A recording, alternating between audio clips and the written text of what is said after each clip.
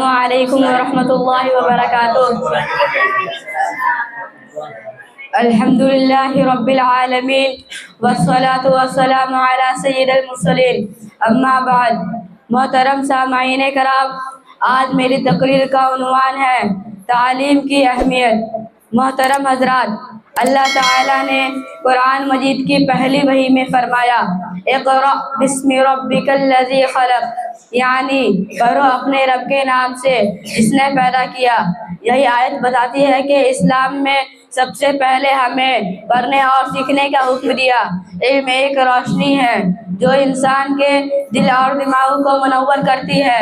جہاں علم ہوتا ہے وہاں اخلاق ہوتا ہے، روشنی ہوتی ہے، کامیابی ہوتی ہے، اور جہاں جہالت ہوتی ہے وہاں اندھیرا، فساد اور ناکامی ہوتی ہے۔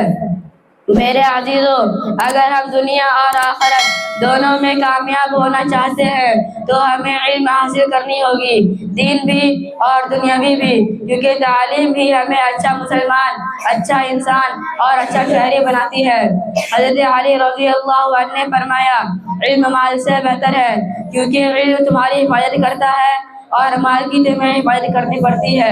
لہذا دوستو، ہمیں چاہیے کہ ہم اپنے وقت کو ضائع نہ کریں، اپنے اساتذہ کا ادب کریں اور علم حاصل کرنے کو اپنی زندگی کا مقصد بنائیں۔ اللہ تعالیٰ سے یہ دعا ہے کہ اللہ تعالیٰ ہمیں نافع علم عطا فرمائے اور اس علم پر عمل کرنے کی توفیق دے، آمین یا رب العالمین۔ وما علینا الا البلاغ۔